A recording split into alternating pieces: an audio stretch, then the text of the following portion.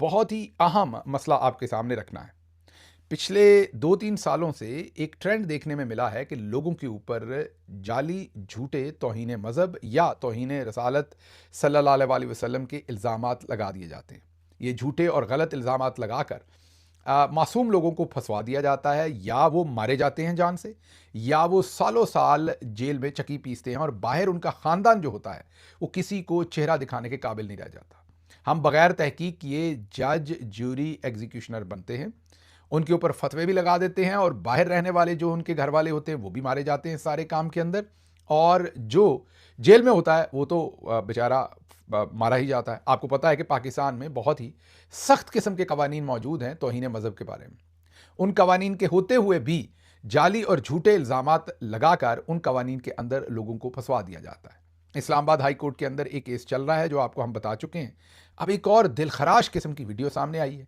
मैं चाहता हूं कि आप वो वीडियो गौर से देखें और फिर आप भी हमारी कोई मदद करें, रहनुमाई करें कमेंट्स के अंदर, क्योंकि मैं ज़्यादा बात करता हूं तो बहुत सारे दोस्त नीचे कमेंट करते हैं कि गिल साहब आपका एहतराम अपनी जगह, मज़हब पर आप बात ना करें, ये जो डिफरेंट लोग हैं ये तो हैं ही वाजिबुल सज़ा, और आप इनकी वकालत ना करें। ना भाई, मैं आप इन किसी की वकालत नहीं करता, क्योंकि फिर आपने मेरे पर फतवा लगा देना है और मुझे अपने अकीदे की सफाइयाँ देनी पड़ जानी है। मुझे अभी भी याद है जब हम हुकूमत में थे और मैं वज़ीर मशीर था, तो तब भी मेरे पर ऐसा ही नून लीग वालों ने झूठा इल्ज़ाम लगाया था, जो अभी भी ट्विटर के ऊपर मेरी एक पूरी वीडियो मौजूद है जिसमें मैंने पूरी एक्सप्लेनेशन दी थी कि भाई मेरे पर ये इल्ज़ाम झूठा है। तो आप सोचें, अगर एक हुकूमती वज़ीर मशीर के साथ ये किया जा सकता है और झूठे इल्ज़ाम के बाद मुझे एक्सप्लेनेशन देनी पड़ी थी, तो आम बंदे के साथ क्या हशर करते होंगे ये। जिसको तो एक्सप्लेनेशन देने का मौका मिल गया, चलें वो तो फिर भी बच गया। इसको ना मिला एक्सप्लेनेशन का मौका ही किसी ने ना दिया, उससे पहले ही जा लिया, वो रगड़ा गया, या जान से गया या जेल गया। तो ये एक वीडियो देखिए और मैं आपकी रहनुमाई मुझे दरकार है। आप में से बहुत सारे लोग बुज़ुर्ग भी होते हैं जो ये देखते हैं, बहुत सारे लोग जो हैं वो मीन मज़हब को भी बेहतर समझते होंगे मेरे से। तो मैं आपसे ज़रूर ये पूछना चाहूँगा कि मेरी आपने रहनुमाई करनी कि ऐसे मामले में क्या करें। अब ये ना कहिएगा कि ऐसे मामले में जिस पे इल्ज़ाम लगा वो सफाई दे दे। भाई सफाई तो दे दे, कई दफ़ा सफाई देने तक की नौबत ही नहीं आती, उससे पहले ही बहुत नुकसान हो जाता है। और आपने अब दिल पे हाथ रख के अपने खुद अल्लाह को और अपने आखिरी नबी मोहम्मद मुस्तफ़ा सल्लल्लाहु अलैहि वसल्लम की तालीमात को सामने रखते हुए ईमानदारी से ये सोचना है कि अगर ऐसा ही इल्ज़ाम आपके किसी रिश्तेदार पर, घर के फ़र्द पर लगे, तो फिर आप कैसे सोचेंगे। ये ज़रा सुनिए बातचीत पहले, और आप हैरान होंगे कि एक बुज़ुर्ग अम्मा जो हैं उन पर एक इल्ज़ाम लगा जो कि कुरान का हल्फ देकर कह रही हैं और कलमा पढ़कर हल्फ दे रही हैं कि ये झूठा इल्ज़ाम है। और कहा जा रहा है इस वीडियो में, इसके बारे में सोशल मीडिया पे कहा जा रहा है कि ये कोई एसएचओ हैं पुलिस के जो जाकर उनसे ये हल्फ ले रहे हैं। मतलब कि जो रियासत है, बजाय इसके कि इल्ज़ाम लगाने वाले को कहे कि भाई सबूत दो, वो जिस पर इल्ज़ाम झूठा लगाया वो उसको जाकर कह रहे हैं कि तुम कुरान पर हल्फ दो और साबित करो कि तुम्हारे ऊपर ये जो इल्ज़ाम है ये झूठा है। ये अजीब ही दुनिया का असूल है जो हम पाकिस्तान में होता देख रहे हैं। लेकिन शुक्र ये करें, मैं तो कहता हूं फिर भी ये मां जी शुक्र करें कि एसएचओ ने मौका दिया है, कहीं उसने रगड़ नहीं दिया मुकदमा देकर, फिर सोचें वरना इनके साथ क्या होता। ये पहले ज़रा वीडियो सुन लीजिए तहम्मुल से, फिर मुझे आपसे राय दरकार है, उस पर मैं मजीद बात करता हूँ। अस्सलाम वालेकुम मां जी, की हाल है? ठीक ठाक। ਤੁਹਾਡਾ ਨਾਂ ਕੀ ਹੈ? मेरा नाम कसूर। मैं मुजाहिद अब्बास, एसएचओ सदर लाला मूसा इंस्पेक्टर। ਤੁਸੀਂ मुसलमान हो कि अहमदी हो? कलमा पढ़ो। हाँ। बिस्मिल्लाहिर्रहमानिर्रहीम, ला इलाहा इल्लल्लाह मुहम्मदुर रसूलुल्लाह। खत्म नबूवत यकीन रखते हो? यकीन रखनी। कलमा पढ़ के आखो कि मैं खत्म नबूवत यकीन रखनी हाँ। ला इलाहा इल्लल्लाह मुहम्मदुर रसूलुल्लाह, मैं खत्म नबूवत ईमान में हजूर सल्लल्लाहु अलैहि वसल्लम नु आखिरी नबी और खातिमुन नबीयीन मंदे हो। ठीक है। ਤੇ ਤੁਹਾਡੇ ਹਾਲ ਅੱਜ ਗੋਸ਼ਤ ਕੌਣ ਲੈ ਕੇ ਆਇਆ ਹੈ? ਸਾਡੇ ਹਾਲ ਗੋਸ਼ਤ ਮੇਰੇ ਭਤੀਜੇ ਨੇ ਐਦਮਾਦ ਤੁਹਾਡੇ ਕਿੰਨੇ ਕੁਰਬਾਨੀ ਕੀਤੀ ਹੈ? ਕੁਰਬਾਨੀ ਇਹਨਾਂ ਨੇ ਕੀਤੀ ਆਪਣੇ ਘਰ। ਤੁਹਾਡਾ ਦਮਾਦ ਮੁਸਲਮਾਨ ਹੈ? ਮੁਸਲਮਾਨ। ਉਹਦਾ ਨਾਂ ਕੀ ਹੈ? ਉਹਦਾ ਨਾਮ ਫਿਆਜ਼ ਅਹਿਮਦ। तेरा की नाम है? ਫਿਆਜ਼ ਅਹਿਮਦ। तू कितने कुर्बानी की है? तू गोश्त भेजे है? अब सुन लिया आपने। अब ये बहुत ही, ये हर दूसरे दिन चौथे दिन को ऐसी वीडियो आ रही है, ये बहुत एक ट्रेंड बन गया है। इस्लामाबाद हाई कोर्ट में जस्टिस इसहाक की अदालत ने इस ट्रेंड को थोड़ा सा डिकोड किया है और लोगों के सामने इसका नकाब जो है वो उतारा है। वहाँ पर एक केस चल रहा है जिसमें ये पता चला है कि राव रहीम और उनके बहुत सारे साथियों ने मुबैना तौर पर ऐसे व्हाट्सएप के नंबर बनाए बैरून मुल्क नंबरों से, और उनको प्रिटेंड किया कि वो किसी लड़की का नंबर है, थे वो लड़के के नंबर, वहाँ से लड़कों के साथ दोस्तियाँ की, फिर उन लड़कों को व्हाट्सएप ग्रुप्स में डाल दिया, फिर वहाँ से चाल चली तौहीन मज़हब का कंटेंट किसी से उसमें दाखिल करवाया, फिर उस लड़के से कहा कि वो कौन सा है, ज़रा मुझे भेजो वो कौन सा कंटेंट है। उसने जैसे ही उसको भेजा, वो जो लड़की का नंबर बना हुआ था, तो बस उस मैसेज को महफूज कर लिया और उस पर तौहीन मज़हब का इल्ज़ाम लगाकर उसको जेल भेज दिया। उससे पहले उससे भत्ता मांगा, पैसे मांगे, जिसने दे दिए उसकी जान छोड़ दी, जिसने ना दिए वो फड़काया गया और वो जेल चला गया। अब जस्टिस इसाक बहुत बड़ी खिदमत कर रहे हैं लोगों की कि वो इसको लाइव ब्रॉडकास्ट कर रहे हैं इस मुकदमे की कार्रवाई को, और राव रहीम और दूसरे लोग जो हैं वो बिल्कुल बेनकाब हो रहे हैं। उनको कोई समझ नहीं आ रही कि अदालत में क्या जवाब दें, और वाज़े तौर पर पता चलता है कि तौहीने मज़हब के केसेस, झूठे केसेस बनाकर एक धंधा खड़ा किया हुआ था, एक कारोबार खड़ा किया हुआ था। तो अब आपसे मेरी गुजारिश है कि आप मुझे ज़रूर बताइए कि सारे मामले पर क्या करें। यकीन कीजिए, इस पर बात करते हुए हमें खुद घबराहट होती है। मेरे बहुत ही मोहतरम दोस्त, मेरे वकील राणा शकूर साहब अक्सर मुझे कहते होते हैं कि इस पर बात ना किया करें, लोग बहुत जज्बाती हैं। आप सच्ची बात भी करेंगे तो लोग आपके पीछे पड़ जाएंगे, आप पर फतवे देना शुरू कर देंगे, और ये बात उनकी दुरुस्त है। जब एडिटोरियली ये बात हमारे सामने आती है तो खुद घबराहट होती है कि इस मामले को किस तरीके से आपके सामने रखें। कहीं हमारे ही अकीदे के ऊपर सवाल ना उठा दिए जाएं, कहीं हमें ही जो है वो फतवे देकर और वाजिबुल सज़ा और पता नहीं क्या कुछ हमारे बारे में डिक्लेयर ना कर दिया जाए। हम किसी और को इंसाफ दिलाते दिलाते अपने आप के लिए इंसाफ के मतलाशी जो है वो शुरू हो जाए। तो अब आप बताइए कि सारे मामले को कैसे हैंडल किया जाए। आप में जो मजहबी लोग होंगे, जिनका मेरे से भी बेहतर ट्रैक रिकॉर्ड होगा इन तमाम चीज़ों को समझने का, तो मेरी रहनुमाई भी कीजिए, और इस माशरे में ये जो फैलता हुआ तासर है इसको कैसे रोका जा सकता है। अब अगर वेस्टर्न लोग हमें कहेंगे तो हम कहेंगे यहूदो नसारा की जो है वो साजिश है, तो ये हमारा अपना मसला है, इसको हम खुद ही डील करें। कैसे करें ये आप ज़रा ज़रूर अपने कॉमेंट्स के अंदर हमें बताइएगा। अब चलते हैं ज़रा अगली खबर की तरफ। अगली खबर, आप सबको पता है कि सुहेल वड़ाइच साहब को, जो फ़िज़ा अली एक्ट्रेस भी हैं और वो एंकर भी हैं, मॉर्निंग शो करती हैं, बड़ा बड़ा भला बोलती हैं। वो भला मैं इसलिए कह रहा हूँ कि फिल्बदी बोलती हैं और काफ़ी उनका नेचुरल स्टाइल है बोलने का, तो काफ़ी, मैं यही कह सकता हूँ, बड़े भले तरीके से बोलती हैं वो एक ईद शो पे थी, और उस ईद शो के ऊपर जो सुहेल वड़ाइच साहब थे, उन्होंने फिर दोबारा से जो बुशरा बीबी हैं उनके पर्दे के ऊपर उन्होंने बहुत हमला किया। ये भी मेरी समझ से बाहर है। सुहेल वड़ाइच साहब एक सीनियर जर्नलिस्ट हैं और मोतबर शख्सियत ही, मैं तो सारी उम्र उन्हें समझता रहा, लेकिन पिछले चंद महीनों से वो बार बार जो है वो बुशरा बीबी के पर्दे के ऊपर बहुत हमला कर रही है। ये मेरी समझ से बाहर है। कभी सियासतदानों को कीड़े मकोड़े कहते हैं, कभी जानवरों से तशबीह देते हैं, तो कुछ हो गया उनको। ये बात दुरुस्त है कि वो मोहसिन नकवी साहब के साथ जहाज़ के बहुत झूले ले रहे हैं आजकल, लेकिन फिर भी जितने भी झूले लें वो मोहसिन नकवी के साथ, उसके बावजूद ये नहीं बनता उनका कि वो एक पर्दादार खातून के ऊपर इस तरीके के रकीक हमले करें। ये उन्हें ज़ेब ही नहीं देता, ये उनके लास्ट नेम को भी ज़ेब नहीं देता, ये उनके कदो मंजिलत को भी ज़ेब नहीं देता, ये उनके एक्सपीरियंस को भी ज़ेब नहीं देता। ये जो टाइप ऑफ जर्नलिज्म उन्होंने हमेशा बताया कि मैं करता हूँ, मैं वो बात नहीं कर रहा वो जो फ़िज़ा अली साहबा ने कहा बाथरूमों में घुस जाने की, बेडरूमों में घुस जाने की, नहीं, जो पॉलिटिकल साइड है उनके जर्नलिज्म की। एक तो वो साइड है ना, वो तो चलें, उसको हम छोड़ देते हैं, वो जाने, उनका काम जाने। लेकिन जो पॉलिटिकल साइड है वो उनको ज़ेब नहीं देती ये हरकतें, लेकिन बार बार कर रहे हैं। अब ज़रा ये 30 सेकंड का क्लिप है, ये देखिएगा कि फ़िज़ा अली ने उन्हें क्या कहा। और ये मैं बता दूं कि ये उन्हें कहा था जब वो बुशरा बीबी के ऊपर बार बार हमला आवर हो रहे थे उनके पर्दे के ऊपर, तो फ़िज़ा अली ने ये कहा था। राइट साहब, पहले तो ये ठीक है, मगर सच बोलना ये मेरा टास्क है, जरूरी है। आप ना किसी रेस्टोरेंट में या किसी ऐसे बाहर मुल्क में ना किसी वॉशरूम के स्वीपर होते हैं। तौबा भाई तौबा। सुन लिया आपने, उन्होंने कहा कि आप बाथरूम साफ़ करते, और फिर ये भी बताया कि क्यों बाथरूम साफ़ करते। तो ये पूरी बात बता दी कि आप क्योंकि एक्ट्रेसेस के बाथरूमों में पहुंच जाते हैं, जिस पर मुजीबर रहमान शामी साहब, कामरान शाहिद सभी महजूज हुए, और इन अ वे उन्होंने इंडोर्स भी किया इस बात को। अब सुहेल वड़ाइच साहब को इस चीज़ के ऊपर काफ़ी रोस्ट हुए हैं, वो उनकी रोस्टिंग हुई है सोशल मीडिया के ऊपर बहुत ज़्यादा, और उन्होंने इसकी तपश भी फील की है।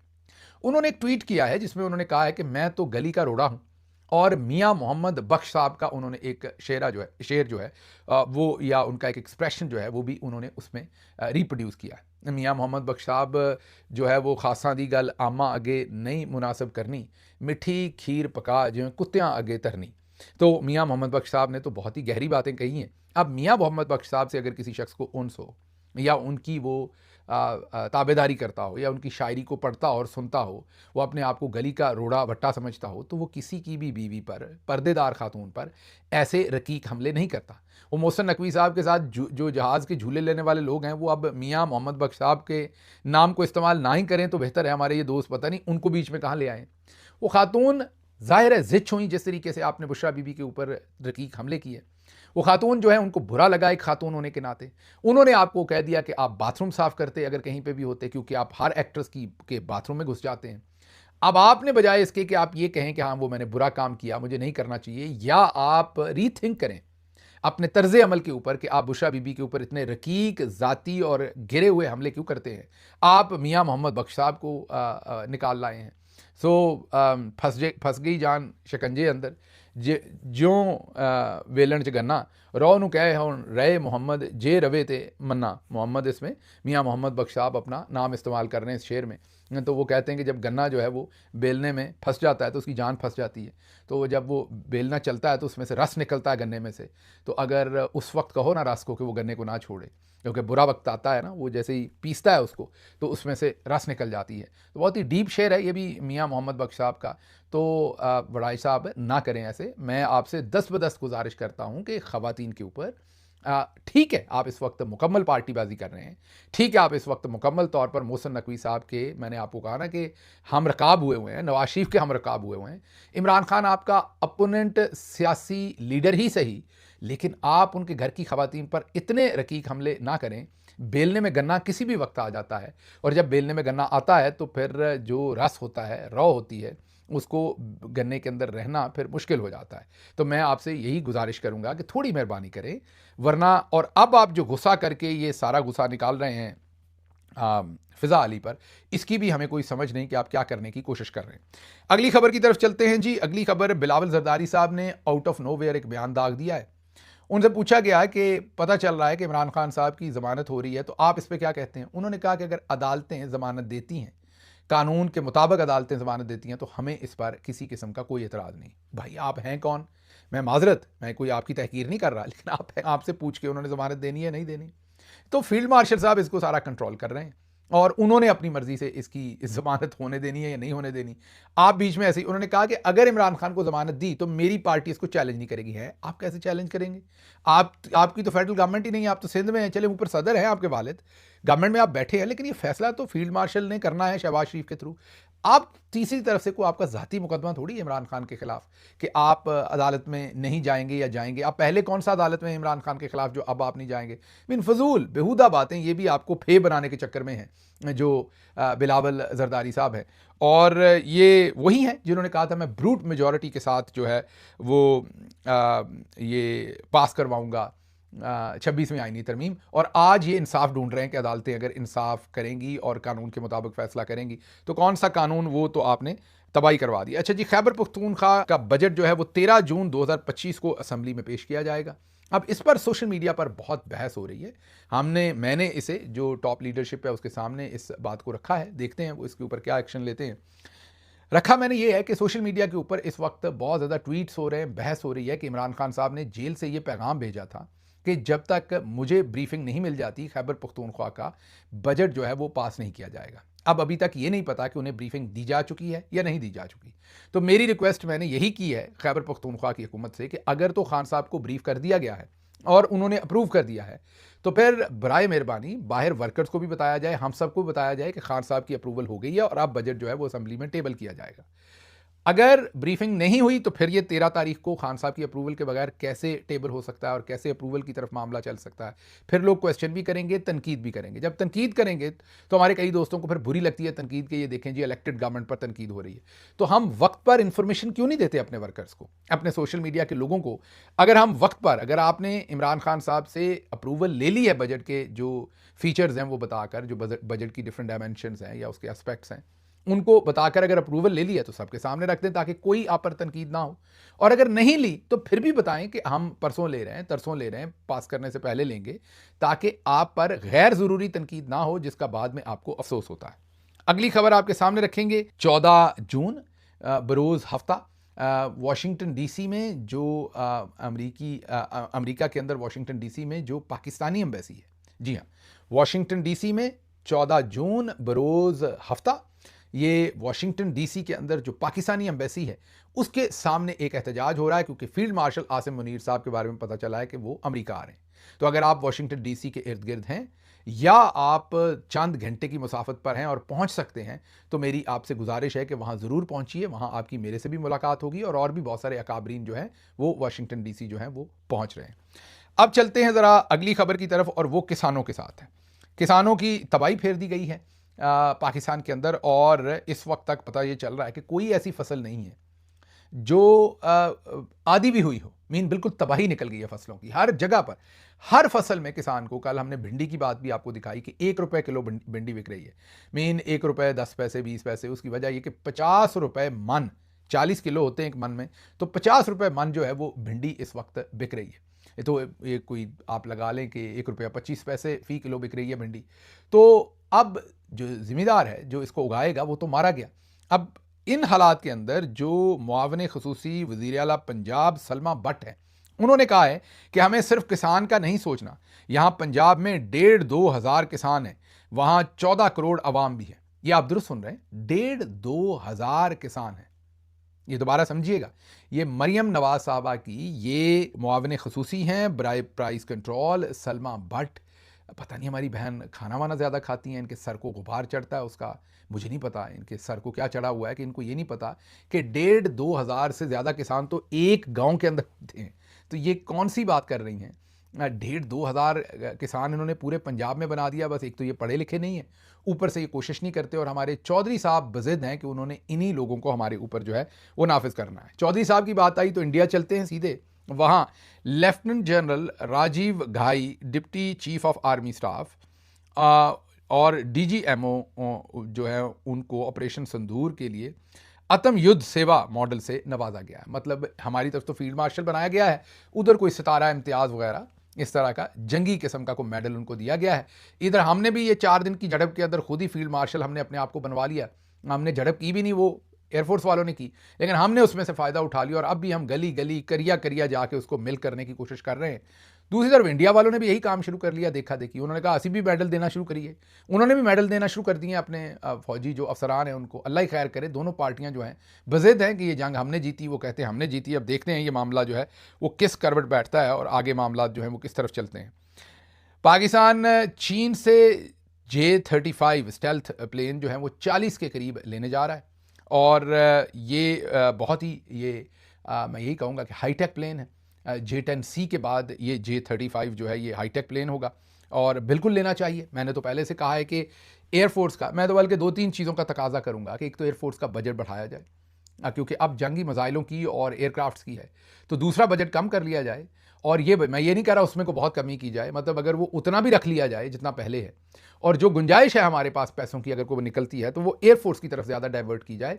दूसरे दोस्त ज़रा सारी उम्र लेते रहें बहुत बजट, ज़रा थोड़ी देर के लिए वो थोड़ा सा सुकून कर लें और एयरफोर्स को अपनी इस्तात और बढ़ाने दें। दूसरा, जो चेयरमैन जॉइंट चेयरमैन हैं अपना इस वक्त साहिर शमशाद साहब, ये आज से कोई 1-1.5 दहाई पहले तक तीनों फोर्सेस में से चेयरमैन जॉइंट आया करते थे। मीन जो आर्मी चीफ, एयर चीफ और नेवल चीफ के एक किस्म का ऊपर हैं तो नहीं वो ऊपर, वैसे तो इस टाइम फील्ड मार्शल साहब ही हर तरफ, लेकिन ये जो चेयरमैन जॉइंट है ये तीनों फोर्सेस की कोऑर्डिनेशन के लिए ऊपर होते हैं।